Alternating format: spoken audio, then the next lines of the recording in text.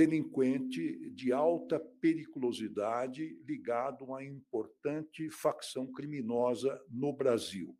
Eu queria agora, neste momento, anunciar que o governo brasileiro teve uma vitória muito importante em sua luta contra o crime organizado, que foi justamente a prisão na Bolívia de um delinquente de alta periculosidade ligado a uma importante facção criminosa no Brasil. Ele foi preso na Bolívia, em circunstâncias cujos detalhes depois o doutor Andrei Rodrigues certamente esmiuçará, mas o que eu quero dizer às senhoras e aos senhores que foi uma operação extremamente complexa, porque envolveu não apenas a ciência do presidente da República, de que esta pessoa, esse indivíduo, esse delinquente havia sido preso na Bolívia e que o Brasil tinha o maior interesse em trasladá-lo no menor prazo possível para o Brasil. Evidentemente, como se tratava de um preso em outro país, o presidente da República foi imediatamente informado, isso foi na sexta-feira passada, e o presidente da República determinou que o Itamaraty, o Ministério das Relações Exteriores, fosse avisado e envolvido na negociação para trazer este criminoso para o Brasil. Conversei com o ministro Mauro Vieira, ele prontamente iniciou as negociações com a chancelaria boliviana, foi muito bem acolhido o pleito do Brasil, que, afinal de contas, hoje existe uma rede internacional de cooperação contra o crime organizado extremamente bem-sucedida, extremamente sólida, lembrando que a Bolívia, inclusive, é país membro do Mercosul, onde nós temos diversos tratados de intercâmbio no que diz respeito à cooperação policial. Foi uma negociação bastante intensa, porque o preso estava sendo submetido a uma inquirição por uma autoridade policial, judicial, melhor dizendo, local da Bolívia, e havia duas possibilidades de trazer esse delinquente para o Brasil. Ou por meio da extradição, que é um processo mais complexo, como todos sabem, envolve o Poder Judiciário, e no Brasil o órgão judicial que é competente para pedir a extradição, depois de um longo processo em que as partes todas são ouvidas e as questões todas são examinadas, solicita-se, então, ao cabo deste processo, a extradição para um país estrangeiro.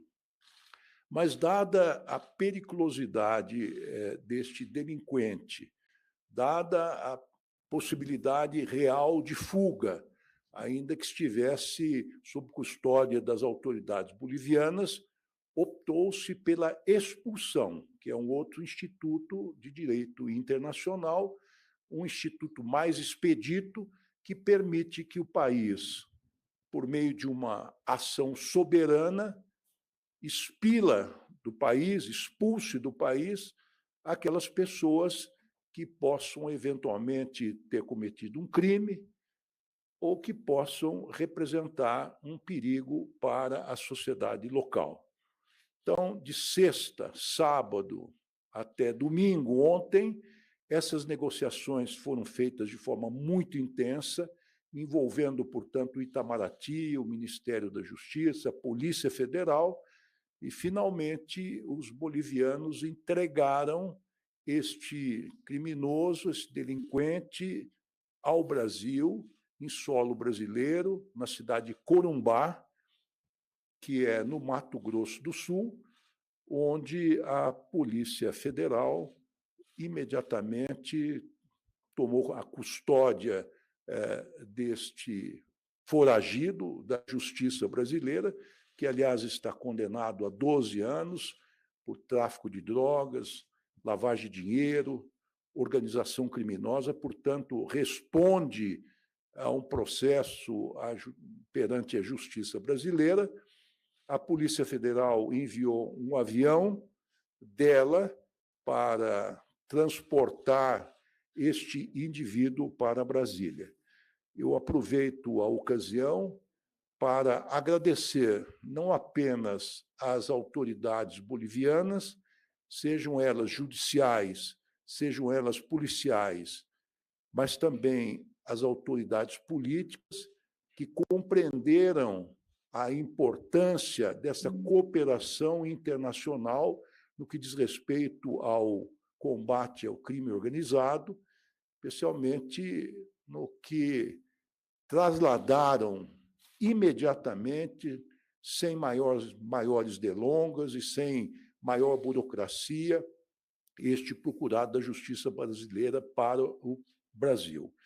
Também é importante fazer um registro de que estas investigações começaram em São Paulo, a partir de uma ação do combativo Ministério Público Paulista, e isto revela, inclusive, o entrosamento das forças locais de segurança, das forças que integram o sistema judiciário, com as forças federais, que é justamente aquilo que nós almejamos com a PEC da segurança que está tramitando no Congresso Nacional. Não há combate à criminalidade, que deixou de ser local, não é mais apenas interestadual, mas é global, sem que haja uma cooperação entre todas as forças de segurança, sejam elas locais, quiçá municipais, sejam elas estaduais, juntamente com as forças federais e até internacionais. Nós temos hoje um grande leque de cooperação internacional. O Brasil faz parte da Ameripol. Recentemente, nos juntamos à Europol. Temos, felizmente, um representante brasileiro que conhece profundamente a realidade brasileira e latino-americana, que é o doutor Urquiza, a testa da Interpol, quanto a Secretaria-Geral é o órgão operacional da Interpol. E aproveito também para agradecer não apenas a Polícia Civil e a Polícia Militar do Distrito Federal, como também a nossa Polícia Penal Federal, que nos auxiliou nesse transporte do criminoso até uma penitenciária de segurança máxima federal aqui em Brasília, onde ele permanece à disposição da Justiça. Então, o objetivo da nossa intervenção hoje é mostrar que o combate ao crime organizado hoje é um combate extremamente complexo, que envolve não apenas a cooperação entre os diversos órgãos de segurança locais, estaduais e federais, mas também uma intensa e necessária cooperação internacional. O Brasil está buscando uma cooperação internacional com bastante sucesso, tem logrado vários acordos, sejam eles no âmbito da América Latina, sejam eles no âmbito específico do Mercosul, mas temos também colaborações muito intensas e já formalizadas com diversos países europeus.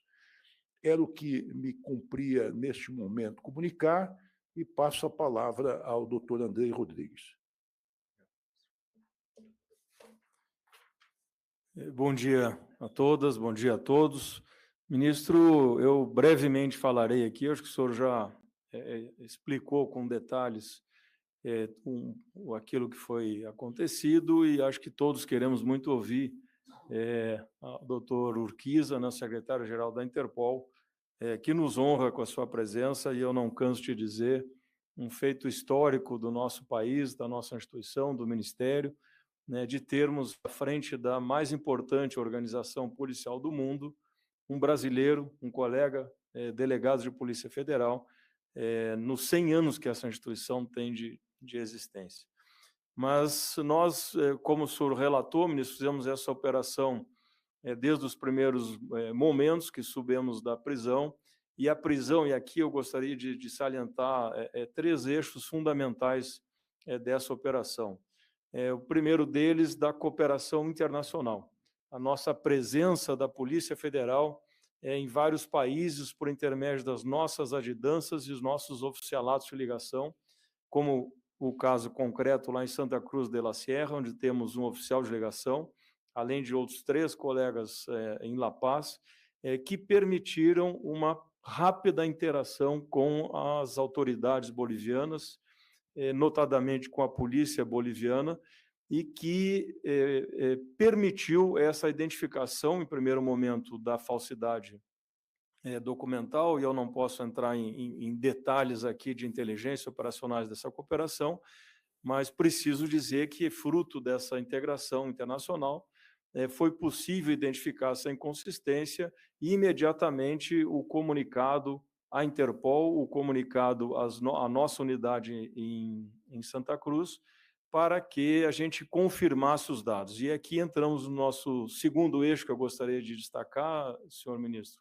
que é a questão da identificação biométrica, que nós conseguimos, de maneira quase instantânea, a partir das nossas bases de dados, a partir dos sistemas, e o doutor Urquiza provavelmente falará sobre isso, disponíveis da Interpol, conseguimos, quase que em tempo real, confirmar quem era, de fato, aquela pessoa que estava lá se apresentando à unidade policial da Bolívia, e, com isso, dar a materialidade, a certeza, a segurança para que as autoridades bolivianas fizessem a prisão em flagrante daquela pessoa, e assim foi feito.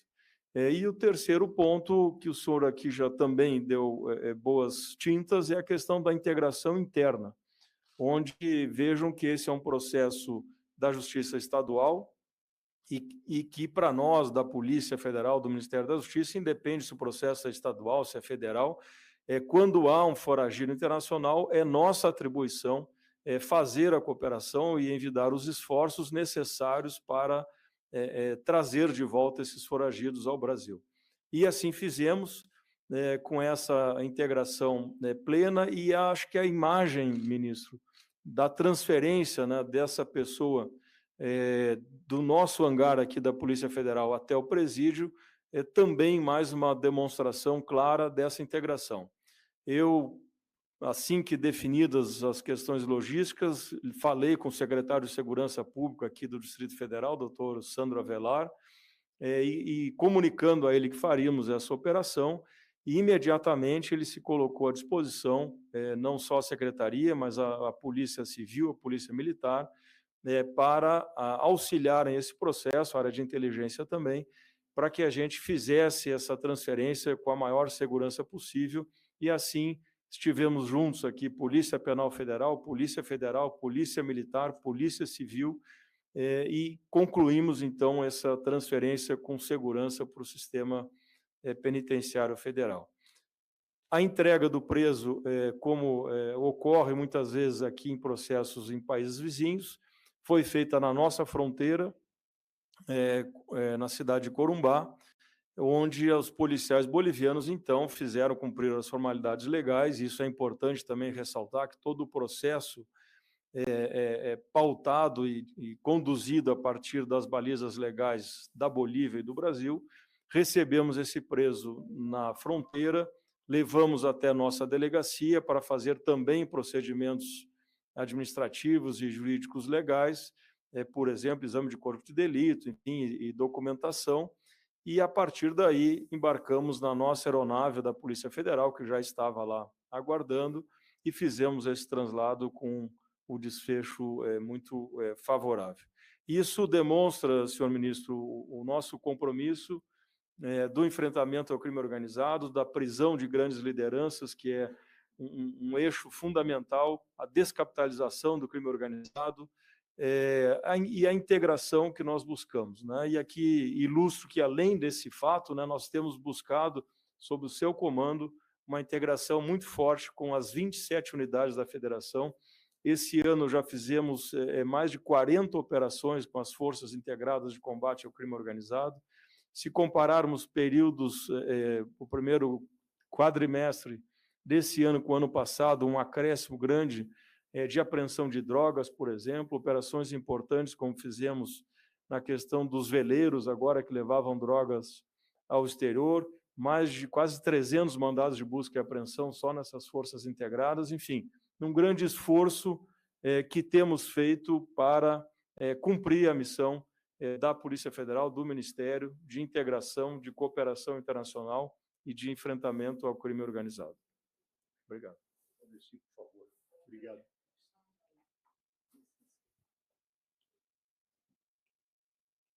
Obrigado, bom dia a todos, bom dia a todas.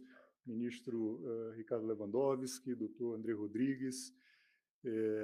Esse caso é um caso que contou, como já apresentado aqui pelo ministro e pelo diretor-geral da Polícia Federal, com o apoio da Interpol. A Interpol, enquanto o organismo internacional das polícias, uma organização formada atualmente por 196 países, que tem por missão garantir a comunicação e o intercâmbio de informação e a coordenação operacional entre as polícias de todo o mundo. E esse caso requereu justamente isso, uma atuação coordenada entre as polícias da Bolívia e do Brasil. E aqui aproveito para registrar também o agradecimento, parabenizar o doutor André Rodrigues e o ministro Lewandowski pela atuação do Ministério da Justiça e Segurança Pública e da Polícia Federal do Brasil, assim como das autoridades da Polícia da Bolívia, porque um caso complexo, um caso sensível, que teve um desfecho rápido e preciso.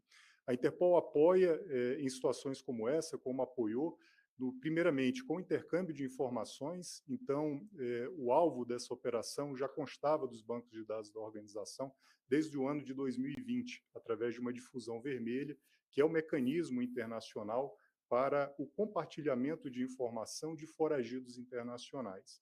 A Interpol também atuou apoiando a Polícia Federal do Brasil e a Polícia da Bolívia no intercâmbio de informações de biometria, que foram extremamente necessárias e úteis para a correta identificação desse indivíduo.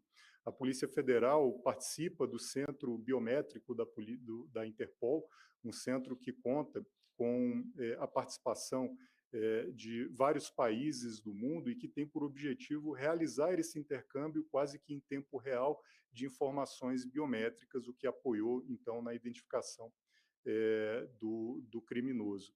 Nós temos uma iniciativa na Interpol que está em curso, uma discussão de um plano de segurança para a nossa região, para a região da América do Sul, com o objetivo de se antecipar à atuação dessas organizações criminosas.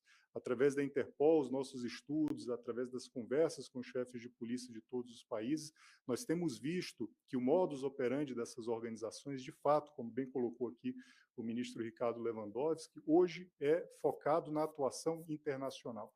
São organizações que não respeitam fronteira, seja para a realização de suas atividades criminosas, seja para a ocultação de ativos, seja para atuar como esconderijo de representantes dessas organizações. E, portanto, mais do que nunca, se faz necessária uma atuação conjunta, coordenada, de caráter internacional. E, por isso, ainda essa semana, aqui em Brasília, sob liderança da Interpol, com uma atuação da Polícia Federal do Brasil, do ministro Lewandowski, nós vamos reunir os chefes de polícia de todos os países da América do Sul para uma discussão focada no combate ao crime organizado transnacional, focada no combate às organizações criminosas que atuam no tráfico de drogas, que atuam no tráfico de armas, como uma resposta à atuação dessas organizações nessa região.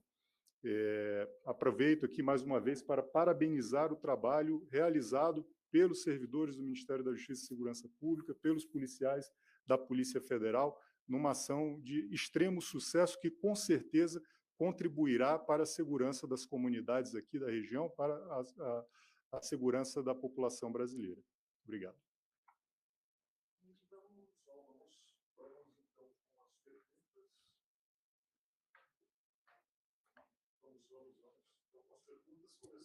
Começando com Raquel Lopes, da Folha. Olá, bom dia. Eu gostaria de saber, primeiro, quais os próximos passos agora? Ele tende a ser ouvido pela PF ou não? E gostaria de saber se no Presídio Federal ele vai ficar em Brasília, vai permanecer em Brasília, e se ele atualmente está em regime de RDD. Pois não. Vou responder em parte essa questão, depois pode eventualmente ser complementado pelo doutor Andrei Rodrigues. Ele foi transferido para uma penitenciária, um presídio de segurança máxima federal, porque aqui ele estará guardado em absoluta segurança. Nós temos, nestes presídios federais, um protocolo extremamente rígido, jamais a lotação é completa para que os supervisores desses presídios tenham amplo controle de tudo que lá acontece e, de tempos em tempos, e de forma aleatória e absolutamente confidencial, os presos são transferidos para outras penitenciárias federais. Nem o ministro, nem o doutor Andrei, ninguém sabe para onde eles vão. Isso é feito em sigilo, justamente para garantir que os presos não tenham contato entre si e que, de certa maneira, não se acostumem ao local onde estão encarcerados. De qualquer maneira, este indivíduo já está respondendo a um processo, possivelmente a outros processos, perante a Justiça de São Paulo. Tenho certeza que pelo menos um deles tramita lá, e por iniciativa do Ministério Público daquela unidade federativa, que tem uma tradição de combate ao crime organizado, que vem de longa data. Eu conheço esse Ministério Público, fui juiz em São Paulo, sei como eles são aguerridos, como são eficientes. Então, esse preso está à disposição da Justiça. Certamente responderá a este e a outros processos. É possível que a Polícia Federal queira fazer algumas perguntas, algum questionamento complementar, mas, por enquanto, está seguro e não creio que sairá tão brevemente do sistema penitenciário federal. Mesmo que venha a ser condenado definitivamente, com trânsito em julgado, eu creio que dificilmente um juiz estadual, ou mesmo um juiz federal, se for o caso, se surgirem novos processos, o retirará de um presídio de segurança máxima, como são todos aqueles que integram o sistema federal. Quer complementar? Tá bom. Seguimos, então, com Eduardo Gonçalves, do Globo. Bom dia, ministro. Bom dia, doutores. Eu queria saber se a gente consegue ter mais detalhes de como foi feita a identificação do Marcos Roberto lá na Bolívia, e queria saber se vocês têm investigações de que outros foragidos do PCC se encontram no país. A gente, enfim, eu imagino que ele não estava lá sozinho.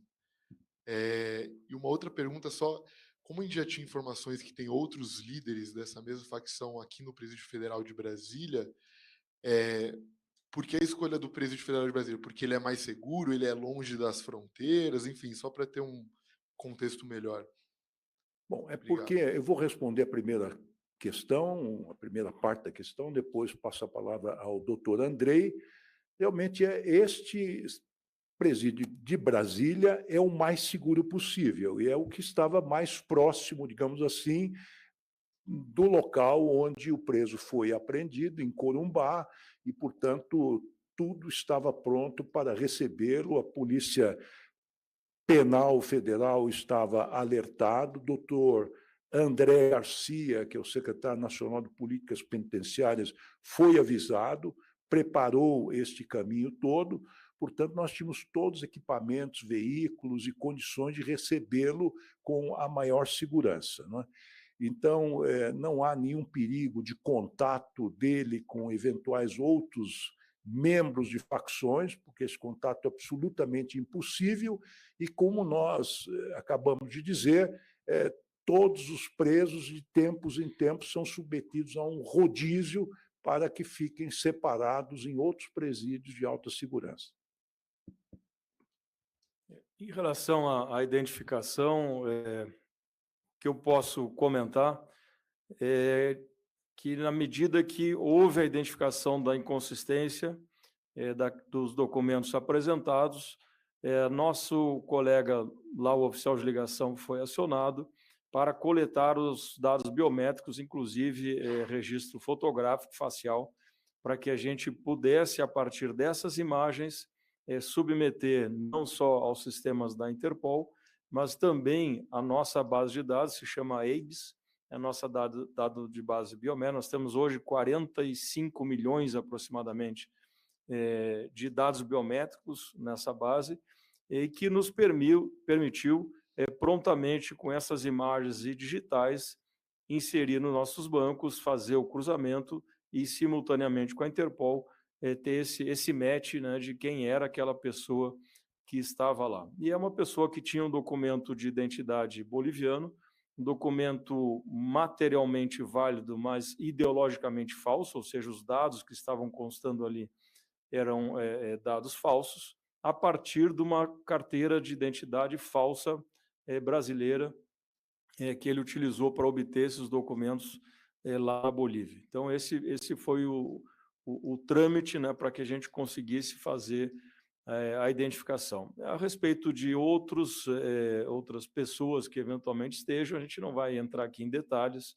O que eu posso dizer só é que existe essa grande rede, não só aqui na América Latina, mas no mundo inteiro, está aqui o Dr. Urquiza com a Interpol, que nos permite esse tipo de troca com muita celeridade. Então, nós temos, e aqui falo só da Polícia Federal, atuação hoje em 22 países, com presença de adidos policiais ou oficiais de ligação, que nos permitem exatamente essa fluidez na troca e nas investigações conjuntas que fazemos. Seguimos com Davi Vitorazzi, Jornal Valor Econômico. Bom dia. A minha pergunta vai para o secretário da Interpol. O senhor acabou citando aí a questão de que existia um plano para a América Latina em relação ao combate desse crime organizado. Queria que o senhor pudesse falar um pouco mais relacionado de quando começou, como que é a atuação mais desse plano. Perfeito. A Interpol possui uma presença regional em todos os países da região, todos os países aqui da América do Sul, e possui também um centro operacional que fica localizado em Buenos Aires. Então, o que nós vamos fazer aqui essa semana é, com a presença dos chefes de polícia de todos os países da América do Sul, discutir essa coordenação das atividades operacionais, atividades investigativas e operacionais, para que a Interpol possa atuar em apoio às polícias da região no desenvolvimento de ações de inteligência e ações operacionais, com foco no combate ao crime organizado transnacional. A grande verdade é que as organizações criminosas que atuam no Brasil ou que atuam em outros países da região, elas não se limitam às fronteiras de um país específico, elas atuam em mais de um país e a resposta precisa ser coordenada, precisa haver uma efetiva coordenação dos trabalhos entre as diversas agências policiais da região. Seguimos com Iago Macorde, Correio Brasiliense. Bom dia, ministro, bom dia, doutores. A minha pergunta é o seguinte: a partir de 2019, grandes líderes de facções de todo o país começaram a chegar na Penitenciária Federal aqui de Brasília. Com isso, a gente começou a notar uma expansão muito grande do crime organizado no entorno do Distrito Federal, tendo, por exemplo, um exemplo claro, no último mês, final de abril, uma operação contra o PCC, uma célula do PCC aqui no Distrito Federal. A minha dúvida é a seguinte: como garantir que a população do Distrito Federal esteja em segurança do avanço do crime organizado, especialmente o PCC, atualmente a maior do país, e como evitar que a capital federal se torne uma possível base do crime organizado, né, levando em consideração até o próprio presidente Lula, no ano passado, afirmando que o PCC estava se envolvendo politicamente com vereadores e tudo mais em pequenos municípios. Bem, primeiramente, eu quero afirmar com muita convicção de que as penitenciárias federais não dão causa a um aumento da criminalidade organizada em seu entorno. Até porque, como eu disse, eles são remanejados de tempos em tempos para as distintas penitenciárias do Brasil. Então, não há tempo de que se organize em torno das penitenciárias qualquer tipo de suporte ou qualquer tipo de expansão deste crime organizado. Brasília é hoje, felizmente, claro, está afetado pelo crime organizado que opera não só no Brasil, e aqui o doutor Urquiza é testemunha, infelizmente, em todo o globo, por isso que nós gostamos de afirmar, gostamos não, temos que constatar e temos que afirmar que o crime organizado hoje é global, transcende as fronteiras, mas nós temos aqui forças de segurança bastante competentes. Os índices de criminalidade em Brasília, aqui no Distrito Federal, têm caído.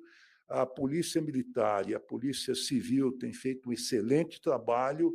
Além disso, nós temos aqui a sede da Polícia Federal, a sede da Polícia Penal Federal e outras forças que combatem estas facções criminosas. Eu não vejo nenhum problema com relação a este fato.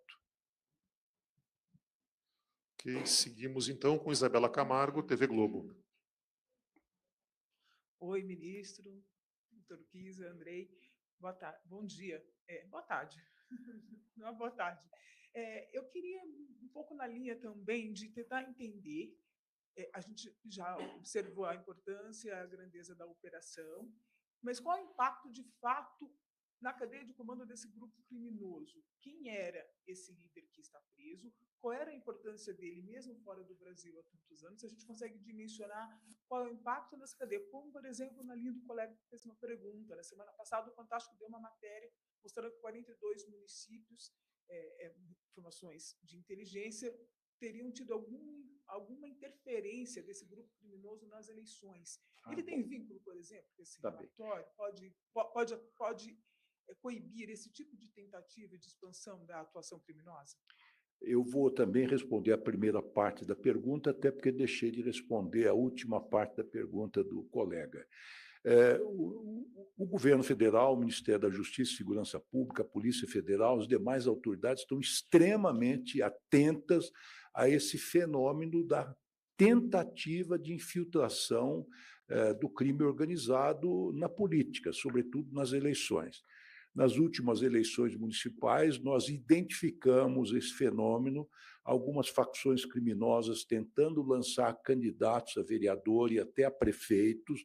Nós, imediatamente, além de fazermos todo o trabalho de triagem, de investigação por meio da Polícia Federal, fizemos um trabalho bastante coordenado com a Justiça Eleitoral, sobretudo com o TSE e com os TREs, e conversamos, inclusive, com os presidentes dos partidos políticos, porque, a nosso ver, a primeira obrigação, no sentido de fazer a triagem dos candidatos antes de lançá-los a um determinado pleito, é dos partidos políticos. O partido político tem que saber se está lançando alguém ligado a uma facção criminosa ou alguém que pertença à sociedade, seja um cidadão ou uma cidadã de bem. Então, na última eleição, nós, tanto a prioristicamente, antes das eleições, como durante as eleições e depois das eleições, nós acompanhamos esse fenômeno, sobretudo com um trabalho bastante intenso da Polícia Federal, que tem um banco de dados bastante alentado, e creio que nós conseguimos impedir que esse fenômeno realmente deitasse raízes. Quanto à importância desta pessoa que foi detida agora, eu passo a palavra ao doutor Andrei. Boa tarde, Isabela. Isabela, eu não quero aqui glamorizar organização criminosa, facção criminosa. Acho que é assim que deve ser tratado, como uma facção criminosa, sem outra terminologia que não seja essa, muito menos exaltar qualquer integrante desses grupos criminosos. O que eu posso asseverar a você é o trabalho que nós temos feito, independente da avaliação, às vezes, muito própria de cada pessoa, de cada segmento, de que um é mais líder, é menos líder, manda mais, manda menos. Isso, para nós, é um fato que temos que ter conhecimento, mas atuar independentemente de cadeia hierárquica. Sempre, é óbvio, focando naqueles que entendemos que nos permitirão desarticular esses grupos criminosos. Eu acho que essa é uma ação nesse sentido, que aliada à questão da descapitalização, e eu preciso lembrá-los que ano passado a Polícia Federal apreendeu 6,4 bilhões de reais do crime organizado, aliado à prisão de lideranças, descapitalização, cooperação internacional e integração, esteios da nossa atuação. Então, isso é o que temos feito e trazido esses resultados e os números que apontam nesse caminho para que a gente enfrente o crime organizado. E também preciso sempre exaltar a questão da integração com as 27 unidades da federação. A Polícia Federal, com o suporte orçamentário do Ministério da Justiça, tem acordos de cooperação com os 27 estados, onde nós atuamos nas Forças Integradas de Combate ao Crime Organizado, conjuntamente com as forças estaduais. O doutor Urquiza registra essa importante reunião que teremos aqui com todos os chefes de polícia da América do Sul. Semana que vem lançaremos, nós estamos ajustando últimos detalhes, mas um plano de segurança de fronteiras, onde sinalizamos de maneira integrada com todos os estados a necessidade dessa atuação conjunta, coordenada e eficiente. Finalizando com Eli Jonas Maia, da CNN. Boa tarde, ministro, doutor Andrei, doutor Urquiza, bom revê-lo. Eu queria entender melhor, se possível, essa questão de biometria. Eu não lembro de alguma outra prisão que tenha tido isso ou que eu tenha divulgação dessa forma. Como é que funciona na prática? A pessoa vai, ele coloca o dedo e já vê que é falso, algo nesse sentido. E outro ponto, ele já estava sendo monitorado há um tempo pela Interpol. Por que a prisão só foi feita nesse fim de semana? Era melhor horário? Era porque era uma operação de alto risco, como o ministro comentou? Obrigado. Okay. Obrigado, Eli Jonas. Sobre a Interpol, deixo o doutor Urquiza responder, mas sobre biometria é importante essa sua pergunta. A biometria ela não é só a questão datiloscópica, não é só a identificação digital.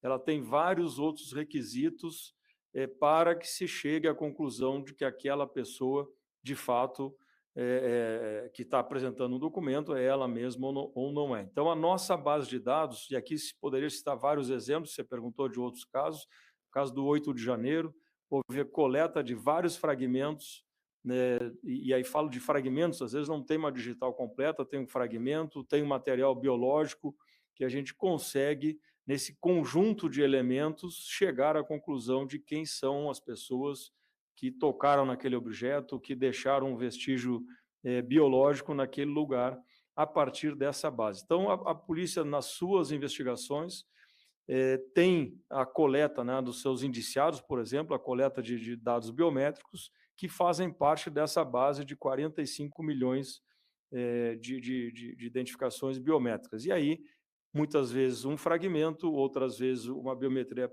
completa, e o que ocorre? Quando se tem... qual a grande dificuldade, Eli Jonas? Às vezes se tem uma digital, ou parte dela, e não se tem uma base de dados para cruzar.